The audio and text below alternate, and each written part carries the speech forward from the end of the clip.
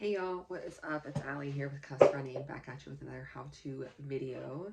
Today, I'm going to talk about how to crew at an ultra marathon.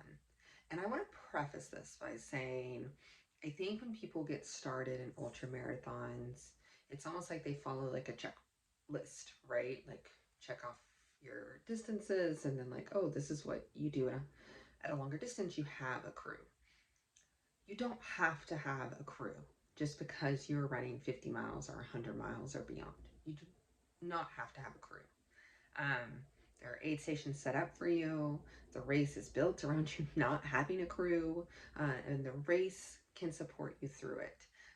Having crew members is great. It can be uplifting. It can be a really community experience. It's amazing. It can also be detrimental to your race because you are stressed out, because there's other people that you feel responsible towards out there. So if you're having a hard time, that can make it easier to quit because you feel bad because the people are going from place to place and it's the middle of the night and you're probably not being your nicest. They can hold you up. They can make you take more time at an aid station. You want to hang out with them. You like these people, I'm assuming. So let me preface this by saying, like, you do not have to have a crew. So don't feel like you have to have a crew. It's your event and whatever experience you want to have. Like, that's what's most important. So you don't have to have a crew just because people talk about having crews all the time. So beyond that, you're going to have a crew or you're going to be a crew member. What does that mean and how do you do it? So this usually you don't have a crew until you get up to the 50 miler and 100-mile distance and beyond, but sometimes they're there for a 50K depending on how gnarly it is or whatever. Essentially what a crew does is it shows up for you and helps you get through the race. Usually it's by carrying your extra nutrition, your extra hydration, anything, issues that you might come up, your feet, whatever, maybe shoes, maybe another pair of socks or whatever. Your crew is there to get you all the things that you could possibly need to continue running your ultra. And that's what they're there for. Now, the best way to be a crew member is to set an expectation with your runner of like, ask them, what do you need? Do you want me to give you tough love? Do you want me to hold your hand? Do you want me to let you quit? You know, do you want me to chat with you? Do you want me to tell you your options? Like, how do you want to get from point A to point B?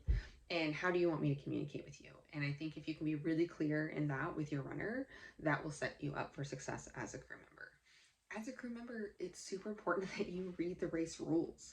There's lots of rules for races about where a crew can be and where they cannot be. And if you are somewhere you're not supposed to be, they can disqualify your runner, and they should disqualify your runner because it's a safety situation usually. So make sure you know what the race rules are and where you can be and not be, and do not overstep those boundaries. I also think it's important as a crew member to understand, like, the aid station is meant to support the runners. It's meant to support the runners without crew, and it's meant to just support the runners. So as a crew member, the aid station is not there for you. They are not there to support you. They could probably give you directions, maybe tell you if runners come through or not, but they're not there to give you food and sustenance along the line. All of that food is for the runners. So make sure, like, if you are a crew member, that you're not straining the resources of the race that are meant for runners, right? Something else to really keep in mind as a crew is, like, usually you need to know how to get from aid station to aid station. So I would familiarize yourself with the course and with the area around it. Like, are you in a remote location where you're going to lose GPS? Are you near a town where, like, if your runner needs something, you could go in and grab it? Like, spend time familiarizing yourself with the course. And then third, take care of yourself. If you do not eat, if you do not drink, if you do not get a little bit of rest, you're not going to show up the way you want to do for your runner. So that's kind of like a rough gist of how to crew in ultra. There's lots of specific logistics for different races, and if you have questions about a specific race, like, holler at me. I'm always happy to talk about running. If you have any other specific questions about crewing, it's your first time crewing or whatever, you know, holler at me. Like, subscribe, all that jazz. Let me know what other questions y'all have.